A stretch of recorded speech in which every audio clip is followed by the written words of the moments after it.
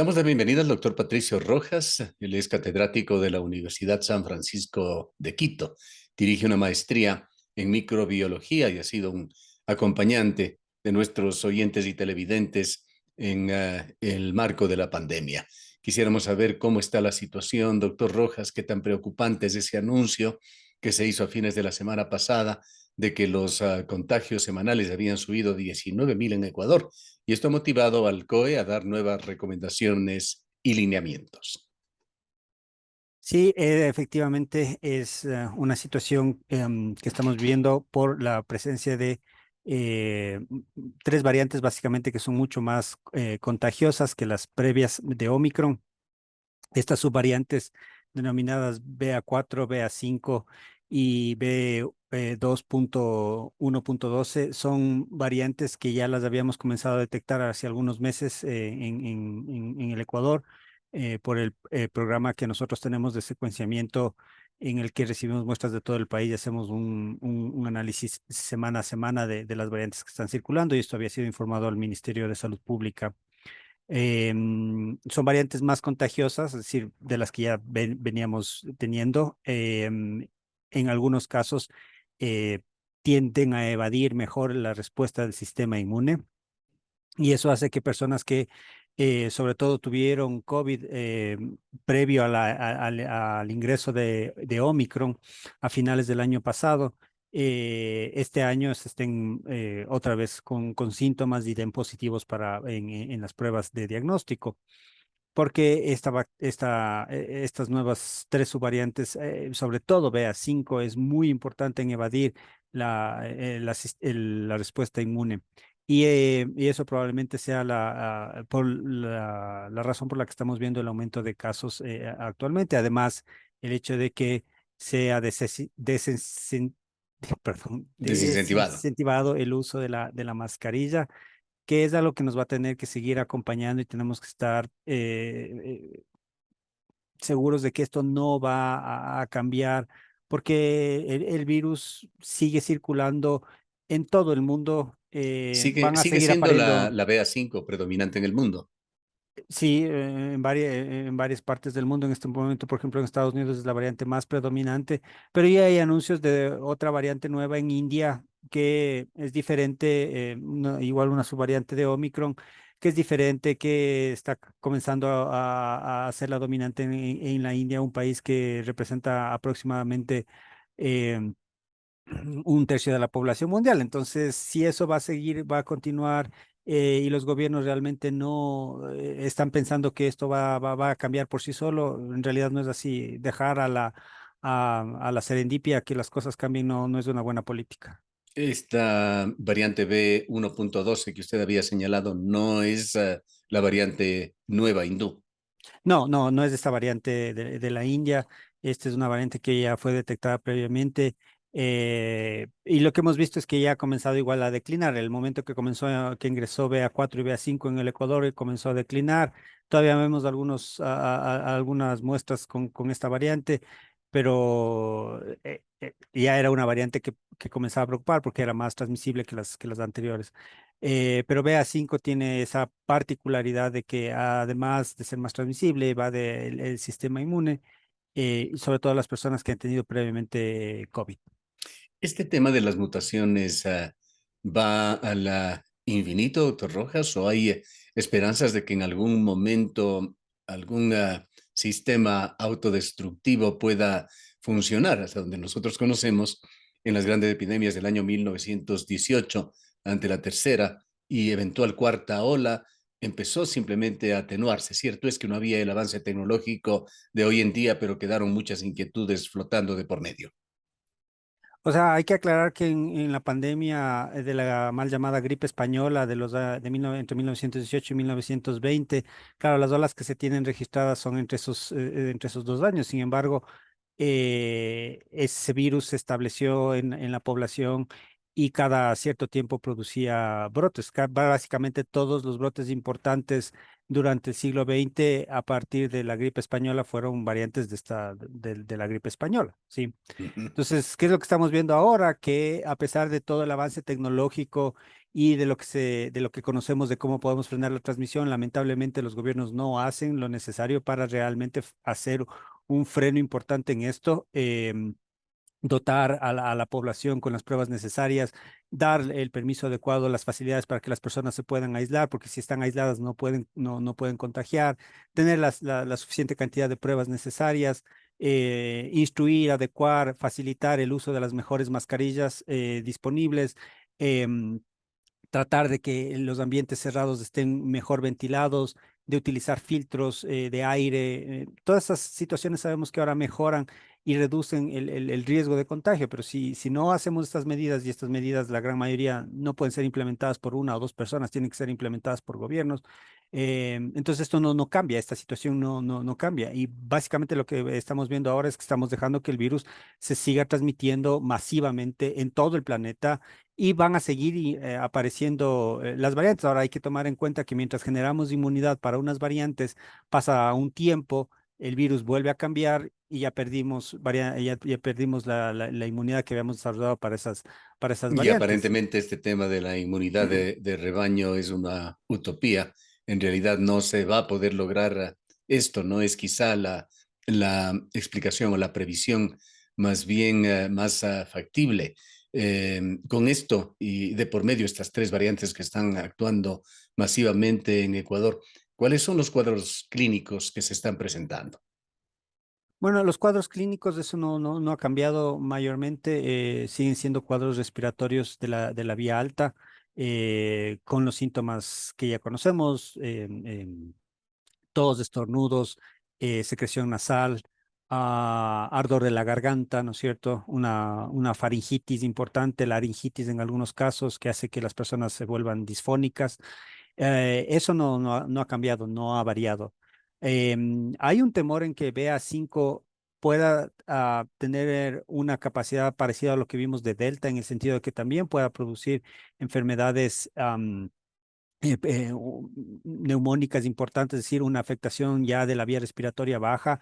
Esto ya se ha visto que en algunos casos las hospitalizaciones han aumentado en países de donde BA5 está siendo la variante dominante. Aquí tendremos que ver qué es lo que pasa, pero esto es, o sea, eh, lamentablemente este cuento de nunca acabar, o sea, cada 2, 3 meses estamos hablando de exactamente de lo mismo y es lamentable que los gobiernos no hagan, realmente no hagan todo lo necesario para frenar la transmisión. La única forma en la que podríamos lograr inmunidad de rebaño es que si tenemos un freno importante en la transmisión, se dejan de generar estas nuevas variantes. Porque el problema es que las personas se exponen a un virus un poquito diferente, la inmunidad ya no es lo mismo y estamos en este problema cada 2, 3 meses durante un año, algo que no es realmente agradable. No podemos estar con esto eh, todo el tiempo, las personas no pueden ser. Además de que si una persona sufre varias infecciones, varios cuadros a repetición, el chance de desarrollar los síntomas crónicos, síntomas que se mantienen por más allá del cuadro agudo, es más alto. Es decir, una persona expuesta al virus repetidas veces tiene una mayor chance de comenzar a desarrollar lo que se llama el COVID largo y que en algunos casos, COVID largo, COVID prolongado, COVID así crónico, es es, lo que escuchamos cada vez así con es, mayor frecuencia y así es. aparentemente se están presentando también muchos casos aquí en el país. Así es, y aquí realmente no he visto una estadística o un reporte de cómo es esto, pero en otros países esto ya comienza a llamar la atención. En algunos casos son síntomas que sí van a afectar la calidad de vida de las personas, en otros casos son síntomas que realmente hacen que esa persona deje de trabajar, deje de ser funcional a pesar de que tenga 30, 40, 50 años, porque los síntomas son bastante Son complicados. Sí, afecciones de largo plazo, sino de por vida, que realmente aún no se conoce. exactamente, así es. ¿Qué hacer ante todo esto? Se ha propuesto desde el gobierno revitalizar o llamar incluso a un nuevo plan de vacunación. Sí, es inevitable que las vacunas eh, han reducido dramáticamente la severidad de la enfermedad. O sea, las vacunas han sido muy buenas para prevenir que si una persona se infecte, desarrolle un cuadro agudo grave y pueda fallecer por eso. Pero no es lo único. O sea, las vacunas es una parte de la ecuación. Lo que hay que hacer es sumar los otros componentes que sabemos actualmente que reducen la transmisión, hasta no tener alguna otra medida. ¿Qué es lo que se está haciendo actualmente? Hay muchos grupos en todo el mundo que están desarrollando lo que es una vacuna de aplicación nasal. A diferencia de las vacunas que hemos visto hasta ahora, que son de aplicación intramuscular, es decir, que nos pinchan en el brazo, ¿no? Estas vacunas, la idea de estas vacunas es que al aplicarse nasal localmente en la vía respiratoria superior, estimulan una respuesta inmune a nivel local que podría frenar el contagio. Podría ser Esto más efectiva en definitiva. podría ser más efectiva en el sentido de que realmente frenaría la transmisión. Sin embargo, eso, por ejemplo, los gobiernos, así como hicieron un apoyo muy fuerte inicialmente para el desarrollo de las vacunas que hasta ahora tenemos, deben igualmente apostar por esta tecnología y ver qué es lo que podemos hacer para desarrollar esta vacuna. Mientras tanto, tenemos que seguir apoyándonos en lo que ya conocemos. Uso de mascarilla, ambientes cerrados, mejorar la ventilación. Ambientes cerrados, usar filtros de aire. Una forma de saber cómo está el nivel de aireación en una zona es utilizar el nivel de CO2. El nivel de CO2 me dice cuán bueno está el nivel de aireación en esa sala. Y son medidas que no son realmente caras, no estamos hablando de que son extremadamente costosas, pero hay Claro, que comunicarles y hay que hay tratar que de... pensar en la contraparte, en lo costoso que resulta una enfermedad por la Exactamente, baja productividad, a veces nula, pues correcto. tiene que aislarse por varios días una persona. En Ecuador, como se dice coloquialmente, cada persona tiene 7 oficios, 14 necesidades, y esto implica prácticamente una paralización total, así no sea por las molestias que pueden no ser muy fuertes por la posibilidad de contagiar. Hay una paralización, no dejan de haber exámenes médicos, eventualmente medicinas. Esto también tiene un alto costo. Así es, en nuestro país, por ejemplo, no tenemos acceso a medicamentos que podrían ayudar a que el cuadro agudo sea lo más leve posible, como por ejemplo anticuerpos monoclonales. Eso no tenemos aquí. No tenemos los antivirales disponibles, o al menos no están disponibles de forma masiva o en el sistema público. Y eso, claro, eso también es un problema. Nosotros no tenemos eso. Eso, por ejemplo, podrá tener Estados Unidos, Canadá, en algunos países europeos, pero nosotros no tenemos disponibles. Entonces tenemos que tratar de utilizar las otras medidas que sabemos que van a ayudar realmente a controlar la situación y no desincentivarlas, no salir a decir cosas como que, bueno, esto ya con la vacunación se acabó y nos retiramos las mascarillas. No es cierto. Eso no está bien. O sea, la evidencia científica demuestra que el uso constante de las mascarillas reduce tanto en ambientes ambulatorios como en hospitales, reduce la transmisión. Y si reduce la transmisión, estamos indicando que va a haber menos personas que se van a infectar, menos personas que se van a enfermar y, como usted bien dice, menos personas no, que puedan seguir trabajando. Ahora, Una, sí, siga por favor. una cosa importante. Nadie habla, y ya que hablamos de costos económicas, el costo económico de que una persona fallezca antes del tiempo en que debería fallecer es Indudablemente. altísimo. Es Bueno, altísimo. este es ya la configuración de una tragedia total, además. Sí, o sea, además de lo que es una tragedia, pero a muchas personas les encanta escuchar números, ¿no? Entonces, en la parte económica, que se fallezca una persona antes del tiempo en que deba fallecer, es tenaz, es un golpe económico muy fuerte para la sociedad. Que una persona deje de trabajar por discapacidad, porque en COVID largo hay muchas personas que van a tener que dejar de trabajar porque ya no pueden trabajar. Y eso también implica un costo económico alto, más allá de Hay una recomendación adicional que ha hecho el COE Nacional, el de tratar en lo posible de retornar al teletrabajo. ¿Está usted de acuerdo con eso? Es que debería ser siempre la norma. Si hay posibilidades de hacer teletrabajo y hay personas que puedan hacerlo, hagámoslo. Hagamos el trabajo. Si no hay necesidad de que estén 10 personas dentro de una oficina y se pueden ir turnando, y hay personas que eventualmente puedan hacer teletrabajo permanentemente, hay que hacerlo. Ya tenemos herramientas tecnológicas para que esto funcione adecuadamente.